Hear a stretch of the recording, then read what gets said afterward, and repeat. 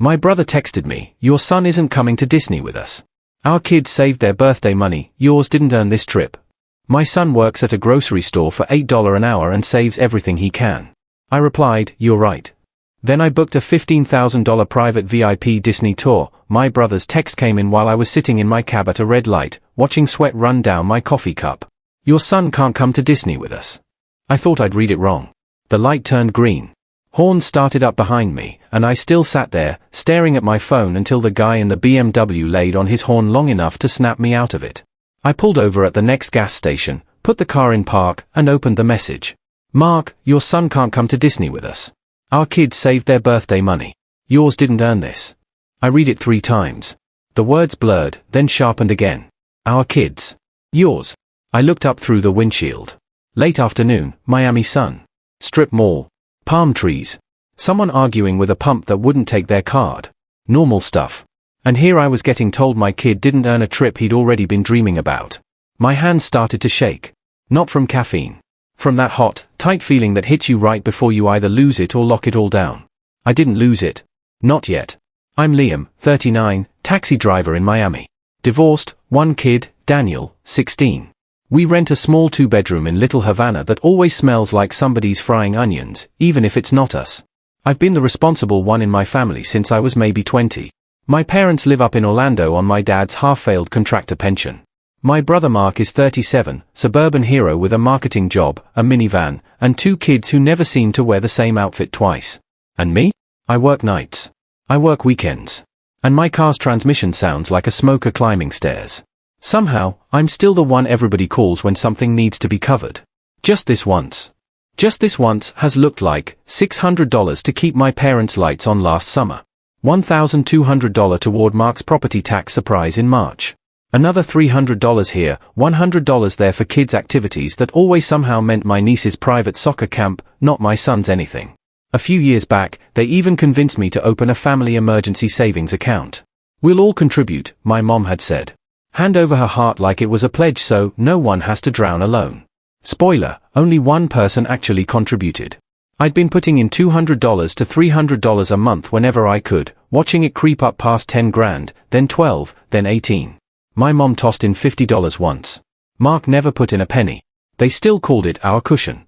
And through all of that, Daniel has been the quiet kid in the corner. The one who brings store-bought brownies to every birthday because I'm usually driving until midnight. The one they forget to tell about Cousin's Day until the morning of, if at all. Last Christmas, my parents mailed each grandkid a $100 gift card. Daniel got $20 cash in a plain envelope. "It must have been a mistake," my mom said when I called. "We'll make it up to him." They didn't. I let it slide. I let it all slide because that's what you do for family, right? You tell yourself they don't mean it. You tell yourself you're overreacting. You tell yourself next time will be different. Then Disney came up. The Disney trip started as a group chat 3 months before school ended. My mom, "Let's do something big this year before the kids get too old. Grandma and Grandpa want everyone at Disney." Mark jumped in immediately. "We'll drive over. The kids have been saving their birthday money. They'll be so excited."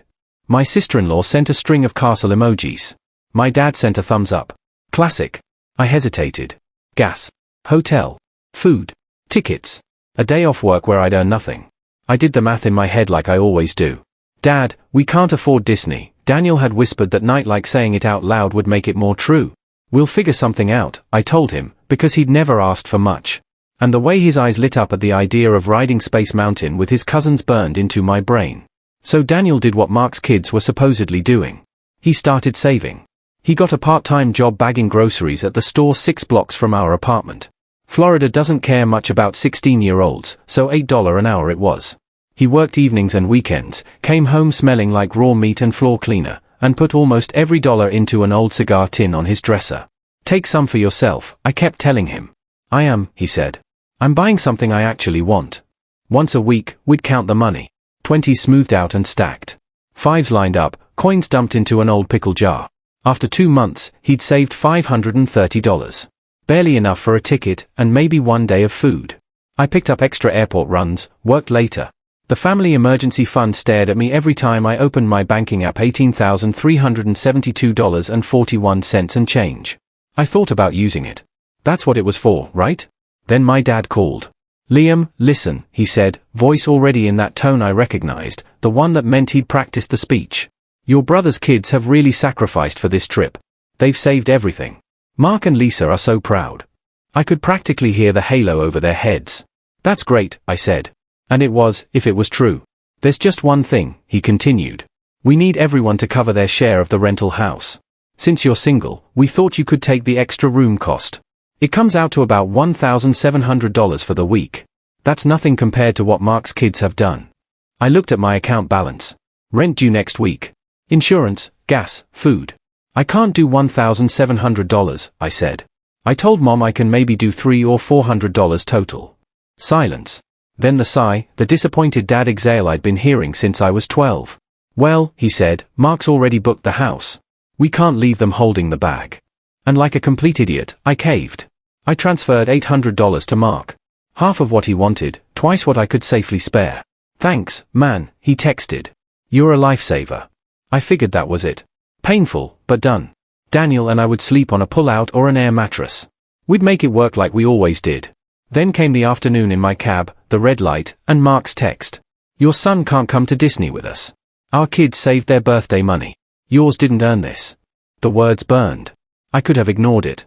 I could have called him. I could have typed an essay about Daniel's 6 a.m. Saturdays and sore feet. Instead, I did what I always did at first. I checked on my kid. Daniel was in his room when I got home, still in his grocery store polo, name tag tossed on the desk. He had his algebra book open, but he was scrolling on his phone. Hey, I said, leaning in the doorway. You got a minute? He looked up. Yeah, what's up? I sat on the edge of his bed, the spring squeaking. His cigar tin sat on the nightstand, lid closed. I didn't tell him about the text. Not yet. I asked, how was work? Fine, he shrugged. Mrs. Alvarez yelled at me because her eggs cracked. She punched the carton herself, I thought, but sure, my fault. I smiled a little. That kid could find humor in a house fire. He went back to scrolling, then paused. Uncle Mark texted me, he said, eyes flicking up. He asked how much I've saved. My stomach dropped. What did you tell him? I said like $530. He left me on a read. Daniel shrugged like it didn't matter, but his voice had that tight edge to it. It's not enough, is it? I swallowed. We'll figure something out, I said again, and hated how empty it sounded. He nodded slowly like he didn't quite believe me, then forced a smile. If it doesn't work, it's okay. Maybe we can go to the beach instead. That's free. He meant it. That's what killed me. He was already prepping himself not to be disappointed. I went back out to the kitchen, phone in my hand, Mark's message still open. My thumb hovered over the keyboard. I could explain. I could send a photo of Daniel's blistered hands from pushing carts. I could remind him about the $800, the years of bailing them out, but explanations were for people who didn't already know the truth. Mark knew. He just didn't care. I stared at the screen for a long moment, feeling my pulse in my neck, my ears, the tips of my fingers. Then I typed 2 words, you're right. I hit send. The 3 dots popped up, disappeared, popped up again. Then his reply, knew you'd understand. We'll do something local with Daniel when we get back. Something local. Like Daniel was an afterthought they could pencil in once a year. My chest went cold. Ice in the space where anger Saturday. I didn't argue. Instead, I opened my banking app. The family emergency savings account stared back at me. Available balance, $18,372.41.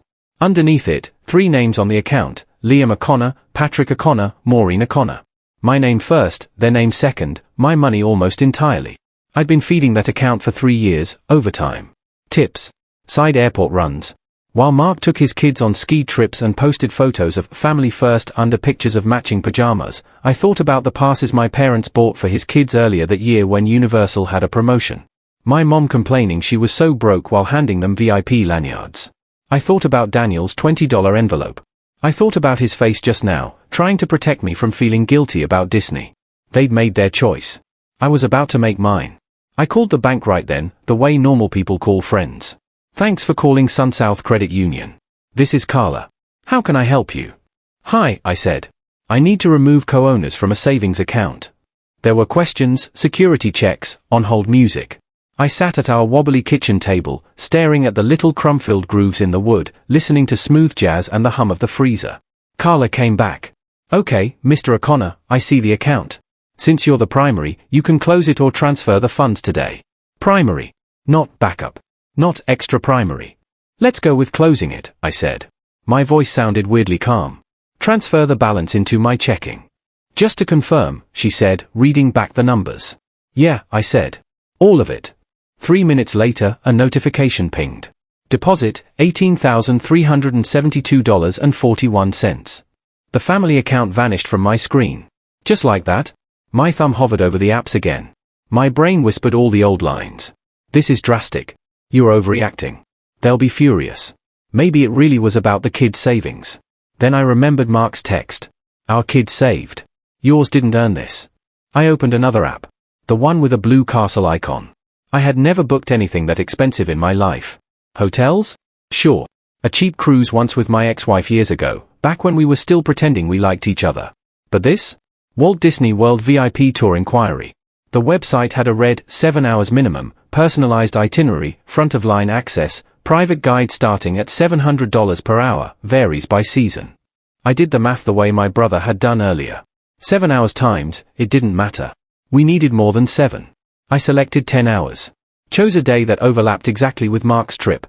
The Saturday he'd been hyping up in the group chat. Magic Kingdom Day. The quote popped up. Estimated total, $15,020.84. My stomach flipped. That was more than my car was worth, more than our rent for an entire year. I thought about clearing my throat and hanging up. But then I pictured Daniel standing on Main Street outside the park's gates while his cousins rode rides. Or worse, not even invited to stand outside. If I could send thousands to keep Mark's house from sliding into foreclosure, I could spend it on the one person who had never asked for a bailout. So I filled in my info, name, email, card number, hand steady now. A line appeared at the bottom. Confirm booking. I took a breath, heard it catch in my own ears. Yeah, I muttered. We're doing this. I tapped confirm. Another ping. Another email. Your private VIP tour has been confirmed. The rest of the money, about $3,300, sat in my checking like a quiet backup. Not for my parents. Not for Mark. For me and Daniel. I closed my phone, feeling not triumphant, not petty, just done. For the first time in years, I wasn't planning around what they needed. I was planning around what my son deserved. I didn't tell Daniel right away, partly because I was terrified I'd somehow mess something up. Partly because I wanted to see his face. 2 nights before we were scheduled to leave, I came home from a late shift to find him at the table. Homework spread out. Grocery store polo still on. Hey, I said, dropping my keys in the bowl. You free Saturday? He snorted. Depends. You selling me out? Very funny, I said. My heart was pounding. It felt ridiculous.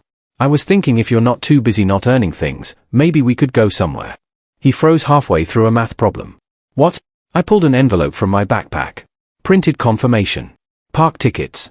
I slid it across the table. He opened it slowly like it might bite. His eyes scanned the logo, the dates, the phrase private VIP tour stamped in bold. Dad, he whispered. This is real. Yeah, I said. We're going to Disney. Just you and me. No cousins, no grandparents, no splitting checks. You worked really hard, and I've spent years paying for everybody else's fun. It's our turn. He blinked fast, then shook his head. But it's so much. We can't afford, I already paid for it, I cut in. And before you say anything, yeah, it was a lot. But you know that family emergency account I told you about? He nodded. The one for when grandma has a stroke from stress. He made air quotes. Yeah, I was the only one paying into it, so I closed it. I shrugged. Guess the emergency finally showed up. Daniel stared at the paper, then at me. I don't deserve all this, he mumbled. Yes, you do, I said. You work at a grocery store making $8 an hour and still saved more than most adults I know. You earned this. Maybe not in the way your uncle respects, but in the only way that matters. His mouth quivered. He pressed his lips together, nodded once, then stood up so fast his chair squeaked. Okay, he said. Okay, I'm going to go pack. He disappeared into his room. A second later, I heard drawers opening and the thud of his suitcase hitting the floor. I leaned back in my chair and let myself feel something close to joy. We drove up to Orlando on a Friday night, my old taxi humming along I-95 like it was held together by prayers and duct tape. Daniel played DJ, switching between old rock songs and Disney soundtracks without warning. We sang horribly off-key to I'll Make a Man Out of You with the windows rolled down, the humid air whipping around us. We checked into a mid-range hotel off-property. Nothing fancy, but clean, and tried to sleep. I woke up every hour checking my phone, the time, the confirmation email. At 7 a.m., we were in the Magic Kingdom parking lot. The sun was just coming up. Sky cotton candy pink over the monorail. Families in matching shirts were already lining up at the gate. Stroller wheels squeaking. Kids whining. Daniel stood beside me wearing his one nice t-shirt and a baseball cap. "This doesn't feel real," he said. "It's about to," I answered. At the VIP tour meeting spot, a woman in khaki shorts and a crisp polo walked up holding a sign with our name. "Good morning, a Connor party," she said. All bright Disney energy. "I'm Kara. I'll be your guide today." Daniel's eyes went wide. "We get our own guide?" "You sure do," she smiled. 10 hours. Any park, any ride, as many times as you want. We put on our special lanyards. I felt ridiculous and a little lightheaded. As we walked toward the gates, my phone buzzed. Family group chat. "Mom, everyone leaving the house. So excited. Mark, Magic Kingdom Day. Mom, where are you two sitting? Want to coordinate for photos later." I stared at the bubble, then typed. "Me, we're already here." Daniel looked over my shoulder. "Dad, I'm not hiding it," I said quietly. 3 dots appeared. Then, "Mom, what do you mean already there?" "Mark, LOL.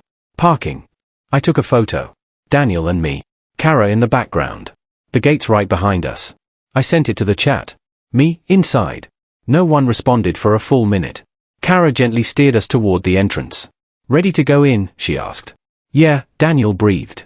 "Let's go." Being on a VIP tour was like cheating at life. Kara zipped us through back entrances, cast member hallways, little gates I'd never even noticed before. While the standby lines for Space Mountain read 95 minutes, we walked straight on.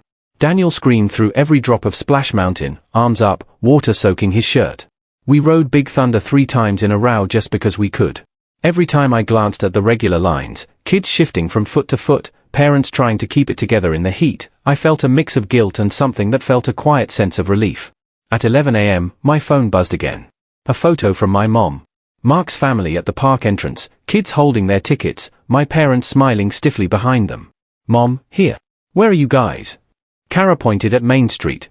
"Castle photos?" she asked. "It's less crowded if we go now." I nodded. "Yeah, let's do that." We walked up Main Street, the castle looming ahead like it does in all the commercials. Kara stopped us at the perfect spot, flagged down a photographer, and started directing. "Okay, dad and son, arms around each other, big smile, one with the lanyard showing. Great. Now, thumbs up." As the photographer snapped, my phone buzzed again. "Mark, lines are insane. Already 45 minutes for Peter Pan. Where are you hiding?" I looked around. Through the crowd, I spotted them. Mark in his baseball cap. My parents behind him. The kids bouncing around their legs near the hub grass. They were squinting at their phones, turning in circles, trying to find us. "Dad," Daniel hissed, following my gaze. "They're right there." "I see them," I said. For a second, I thought about walking over. I really did. Then I saw Mark's son tug on his sleeve, face screwed up. "Why do we have to wait so long?" My nephew whined loud enough that even above the noise, I could hear him. "Because your parents think they own other people's time," I thought. I turned back to the photographer, wrapped an arm around Daniel's shoulders, and smiled. "Let's get one more," I said. We took a dozen shots. Goofy ones. Serious ones. One where we both pretended to hold the castle in our hands. When we were done, I pulled up the family chat. I picked the best one. Daniel and me. Mickey between us. Castle soaring in the background. No lines in sight thanks to the angle. Me, found Mickey. Me, hope the kids are having fun. I hit send. 5 full minutes passed. We got Dole Whip. Road Pirates. Cut past another 2 hours worth of people for Haunted Mansion. Finally, Mark replied, "Mark, wow. Private tour. Seriously? Mom? Liam? Are you with a guide? Dad, how could you waste money like that?" My thumb hovered. Waste. I thought about the years of loans that were never repaid. The Christmas I didn't buy myself new work shoes so I could send them an extra $500 for their emergency. I typed. "Me, I'm spending my money on my kid. You should try it sometime." I locked my phone and put it in my pocket. "Everything okay?" Daniel asked. "Perfect," I said. And for once, I kind of meant it. We park hopped in the afternoon. Kara arranged a car, flashed a badge, and suddenly we were walking into Hollywood Studios like we owned the place. Front row on Tower of Terror, front row on the Star Wars ride. Daniel kept laughing this disbelieving laugh like he was afraid someone would tap us on the shoulder and say there'd been a mistake. At some point, he fell quiet as we cut past another line that stretched outside into the sun. "What's up?" I asked. He shrugged. I was just thinking. Uncle Mark said I didn't earn this. I clenched my jaw. He was wrong. I know, Daniel said quickly. I used to think they didn't really notice me. Like I was kind of invisible at family stuff. I thought that was better than them not liking me. He swallowed, eyes on his shoes. Now I know they see me, he added. They just see me as a less. It hit me like a punch. We were standing next to a fake spaceship in the happiest place on Earth, and my kid was quietly recalibrating his value in his own family's eyes. I took a breath. The air smelled like popcorn and sunscreen and something burnt. Look at me, I said. He did. You earned this, I told him, each word slow. You earn every good thing that comes your way. Not because you bag groceries or save money in a tin, but because you're my son. That's enough for me. His eyes went shiny. He nodded, then looked away like he was embarrassed. Okay, he said, voice rough. Okay. Can we ride Tower again? Yeah, I said. We can ride it 10 more times if you want. Bet, he grinned. We did 3 more. Close enough. Around 6 p.m., we were back at Magic Kingdom for fireworks. Kara had taken us to a roped-off viewing area, front and center, with a perfect view of the castle. As the sky darkened, my phone lit up again. Missed calls from Mom. Texts from Dad. Dad, I saw your name on the Disney app. That money wasn't just yours. Dad, your mother is crying in the hotel. Mom, we could have used that tour for all the kids. How selfish can you be? I ignored them. Then a new message popped up. Not in the group chat. Directly from Mark. Mark, you're unbelievable, man. You closed the emergency account. Mom said it's empty. We were counting on that for the kids' braces and some repairs. And you blow $15K on a flex over a misunderstanding. My fingers etched, not with the old urge to defend myself, but with something cleaner. I typed back. Me, it's not a misunderstanding. You told me my son didn't earn a trip he worked really hard for. You've all been happy to take my money for years while treating him like an afterthought. I'm done paying for a family he's not part of. 3 dots then, Mark, so that's it? You're cutting us off over one text. I shook my head and typed the line that had been forming in the back of my mind since I closed that account. Me, I won't fund a family my kid isn't part of. You're off my accounts. All of you. Have a nice trip. I hit send. Daniel leaned into my shoulder, watching the castle. Fireworks are starting, he said. We watched as the sky exploded in color. Reds, blues, golds reflecting off his face. He laughed when the castle lit up like it was breathing. Behind us, I could hear the distant murmur of the crowd, the oohs and ahs, and the kids on shoulders. Somewhere in that crowd, my parents and my brother were standing with sore feet and full bladders 2 hours deep into some line, wondering how the backup bank account had vanished. For once, their emergency wasn't my problem. The fallout started on the drive back to Miami. Calls, texts, voicemails about betrayal and good sons stacked up. I ignored them, went back to driving, came home to Daniel asleep on the couch, Mickey ears sliding off his head. Aunt Rosa finally called. You did right, mijo. Took you long enough. I had known how much I needed to hear that. Daniel's cousins texted him, too. Grandma was mad. The trip looked awesome. What Mark said was messed up. One message just said, you earned it. I told Daniel, I'm not cutting you off from them. I'm just done paying admission. The quiet afterward felt peaceful. A month later, we started our own tradition. Cheap motel near Miami Beach. Overpriced hot dogs. One framed castle photo on the nightstand. This is our royal portrait now, I joked. He smiled. I'm glad you chose me. I picked up his old Daniel O. courtesy Clark tag. We kept it. A reminder of what he'd earned and of the only family fund I owe anything to. The one under my own roof. What an emotional roller coaster. Liam's story is a powerful testament to a father's love and the importance of self-respect. What part of his revenge do you find most satisfying? And have you ever had to choose between your own well-being, or your child's, and the demands of family? Share your experiences and thoughts in the comments below. Just for us.